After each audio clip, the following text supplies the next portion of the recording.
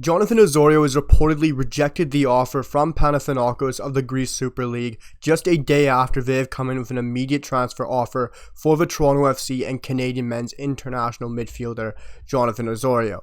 And this is a very bold and interesting move from Osorio, as he will of course not be getting consistent minutes or playing football at all leading up to the World Cup, and might put his central midfielding role in jeopardy, as right now he is a current lock, and I do believe he still will be a lock no matter what for the Canadian side going into the World Cup, but this would have been a huge move in his career. This is a very bold move for him, but a very smart move it could turn out to be in the long run, as Jonathan Osorio has come out and made it clear that he intends to finish his contract with Toronto FC. This is all being reported this morning, and this is a very bold move, as of course there's only a couple games left in the season and they will not be making the playoffs, and he will not be playing football at all until the World Cup comes around and of course the September window. This is huge, as it could put his position in the midfield in jeopardy, as we see the likes of Ismail Kone, Samuel Piet all playing consistent minutes in the playoffs in the MLS for CF Montreal, and you also have the likes of Stefan Eustáquio playing abroad, and he is of course a lock. But for me, Jonathan Osorio's position does not change. He is a lock in this Canadian midfield, and that should not change. But it is also coming out today that he is 100% going to be deciding his next step and his future for his career after the World Cup. And for me, like I said in my video yesterday, that is a very smart move from Jonathan Osorio, because you look at his career right now, he is going to be at the end of his contract, so he will be a free agent, which will open him up to a lot of offers from a lot of different sides. But ultimately, he's going to be locked on to play at the World Cup. Whether that be a starter or a huge role off the bench, he's going to be starting at the World Cup for me. He's going to be playing in that role right beside Stefan Eustáquio, and maybe if there's a different game or a different opponent, he'll be starting beside Eustáquio with either Ismail Kone at the 6 or Hoylett just starting above them, playing as an inverted winger or attacking midfielder. And Jonathan Osorio has to be starting for this Canadian midfield. You just look at what he's done in the MLS this year. 9 goals, 4 assists in 22 matches. He has been absolutely lights out. But he's just showing his really admiration to Toronto FC. He's been there his entire career. He's been a true Toronto FC legend and MLS legend, in my personal opinion.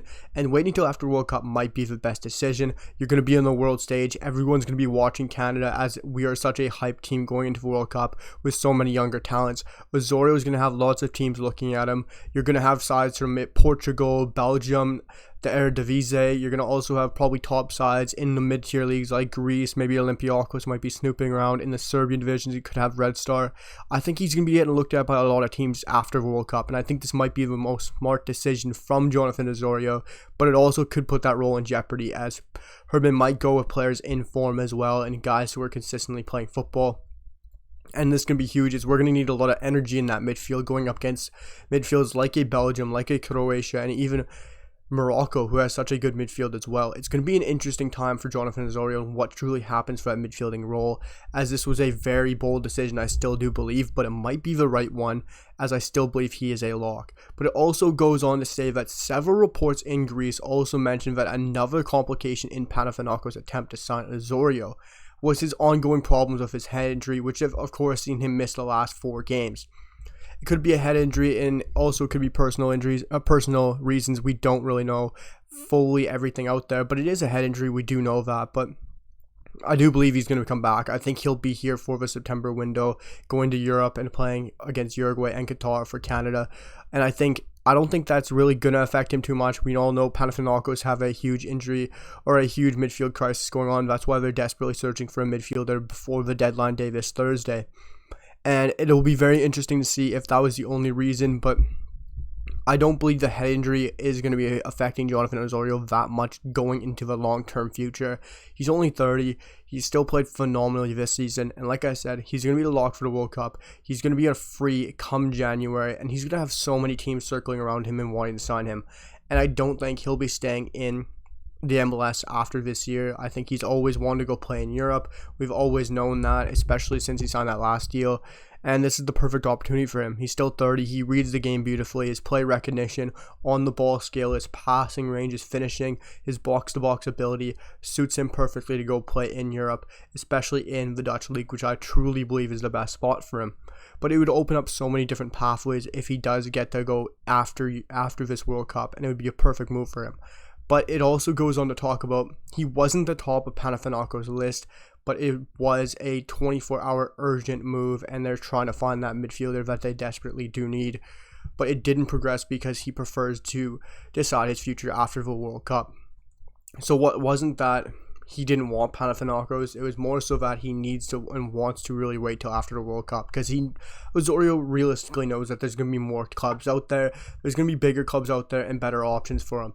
I think he's completely correct. I think it's probably the best move to wait till after the World Cup. Yes, a lot of fans might question this because he's not going to be playing football. He's still staying in the MLS, and there is a huge debate if this is a step up or a step down, or if the MLS is better or worse than the top 4 teams in Greece.